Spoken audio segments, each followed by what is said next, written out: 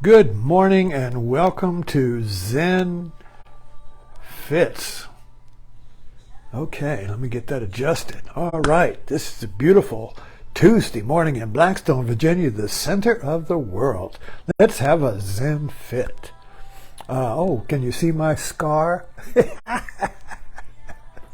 From the, took a big skin cancer, basal cell carcinoma, about the size of a quarter from under my eye, and she had to get skin to cover up the hole, so she cut down here so they could get this skin here and slide it up over the hole. And now I've got a saber scar from Dharma duels. You know what a Dharma duel is, don't you? It's for two Dharma experts duel to see which one is the winner. which viewpoint is the last viewpoint standing. Dharma duel. I love it.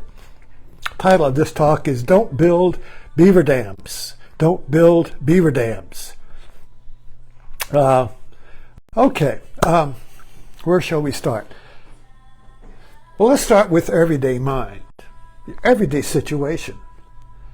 You've got suddenly everything is going smooth, and now you've got a rub.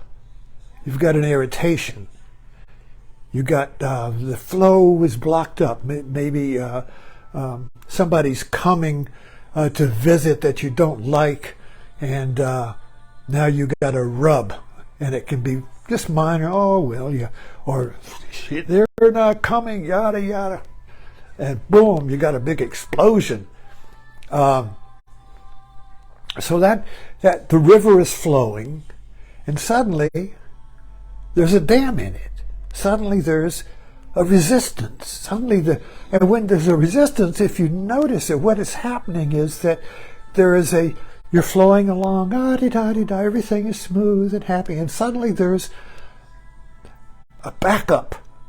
The plumbing is backed up. Suddenly there's a tape loop. Suddenly the mic is in the amplifier and go, whoa. And so what's happening is that the river of the mind that is flowing along with the situation gets a dam, a backup, and the water goes whoop, whoop, whoop, a whirlpool. The mind is circling like a snake eating itself, whoa, and it increases. Whoa, whoa, whoa, whoa, whoa, whoa. Violence. Newspapers are full of beaver dams where there was a backup, and suddenly there was an acceleration of the tape of the whirlpool, boom, boom, boom, until there's a fury like this. These cops that beat up the guy, that was a backup. Suddenly there was a whirlpool. It was a normal traffic stop. Suddenly it's a whirlpool, and it goes wow, wow, wow, wow, wow, and they kill him. And so the newspaper's full of this, but let's look at it in our own life. You know, that's where we need to look, not in the newspapers, for God's sakes. Find a backup in your life. So let's look at the backup. What do we do, actually? Life is going on, and then suddenly, whoa, whoa, whoa. Now we got to fix it. Now we got to find who did it. First of all, the other guy did it. Or, oh, it's me. I'm so stupid. I always do that, you know. So I blame the other or blame myself. Boo. But that doesn't remove it. You see? Because we're missing something. We're missing something. Now, when there is a backup or a resistance that stops my flow, that stops my flowing, you see, I name it. We say, oh, this shouldn't be. This problem shouldn't be. Or whatever the problem is, but we name it a problem. We may name it specifically, this person shouldn't be, this dog shouldn't be, or whatever. This thing shouldn't break down, I just bought it. You know, it shouldn't be. That's the point, and we name it. We name it shouldn't be. If you want to be general, we name it, this shouldn't be happening. We name it. So by naming it, I create it.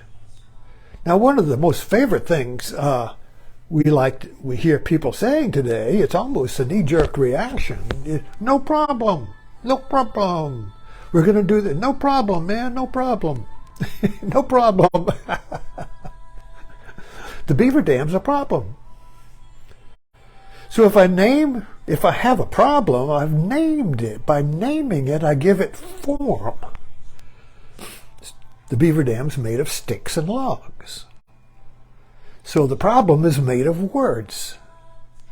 But I are my words. I named it. I'm the creator of the problem. Somebody else may not see a problem. What? No problem. What is, my little game, my little neurosis in my life is that if I encounter some new box or something new, I got a problem and I go, wow, I don't know what to do. And my wife has no problem. She goes, well, just boom.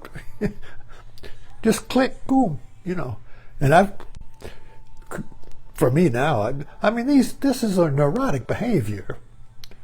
A groove that starts maybe in childhood, And as long as you get stuck in it, you feel impotent and helpless. And but if you begin to see, I'm digressing. I'm just saying I laugh at my problems. It's one way to get rid of a problem is to laugh at it. But anyway, the point is that we name the problem and create the problem, and now we go about dismantling the problem, fixing it. And there's several ways to fix a problem. Either you try to do it yourself, and when I try to do it, I just make it worse. Or we call a tech support. I call my son, or we call a mechanic, I call the plumber, or I may call my wife. What the point is, we call somebody who doesn't see a problem. Why is there a problem? It's my problem. Why is it my problem? I named it. Now, when I name a problem, I create the problem. I'm the creator. So whatever I do with this problem is going to have a pair of opposites. Creation and destruction. Now, Shiva in Hinduism, the god of Shiva, is the creator and the destroyer. It's the same thing. He creates and destroys. So when I try to get rid of a problem in my neurotic way, basically I want to, in other words, if I believe I need a savior, a fixer, because I can't do it, no matter what I do is going to create more problem.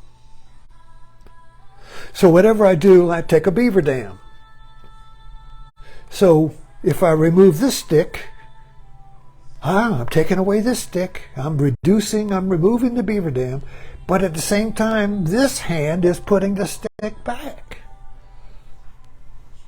And I don't see that.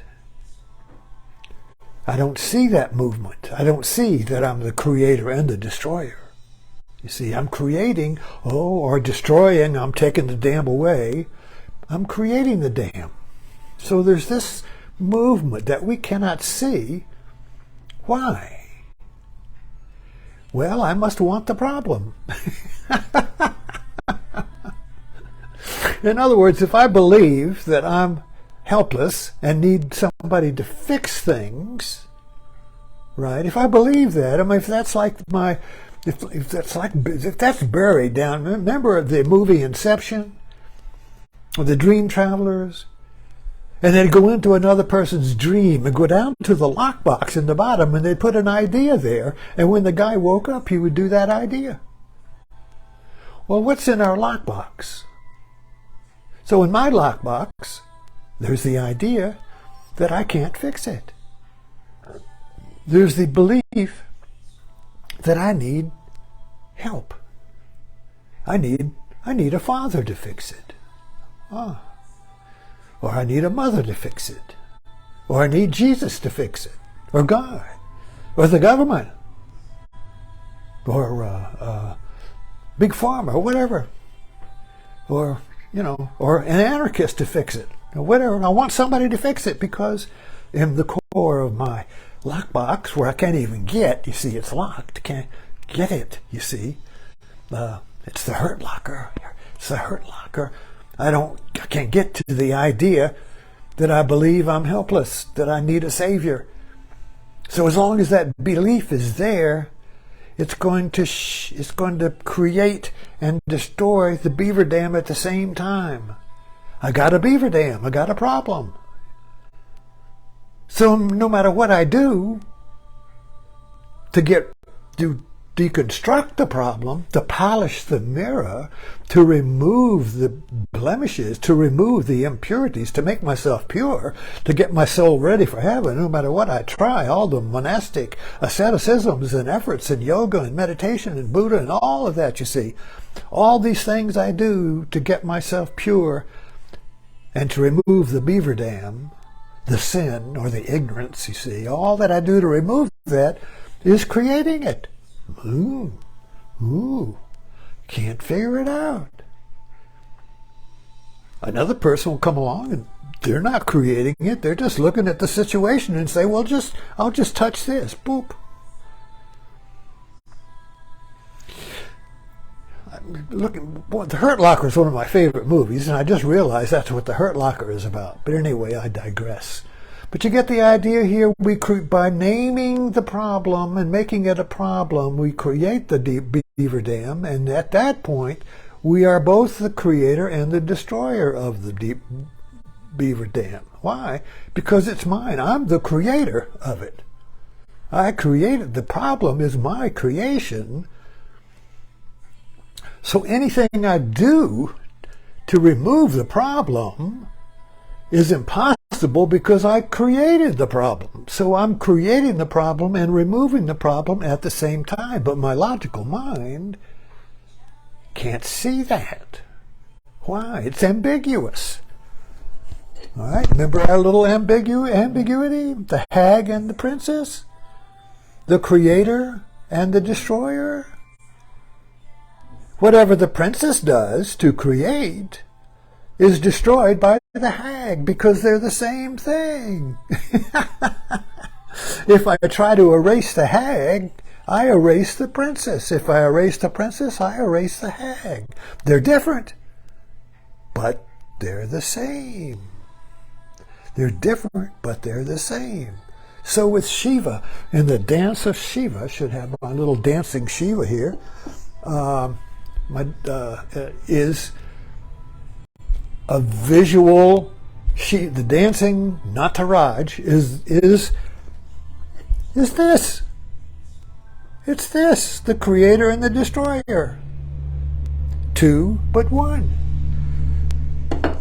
So this is a shift in our way of seeing. So if I can see myself then, not as the destroyed and somebody else is creating my destruction. Oh, he did it. He's creating my destruction. No, I'm the creator and the destroyer. I'm creating and destroying myself at the same time, but I'm blaming other people or I blame myself for the destruction.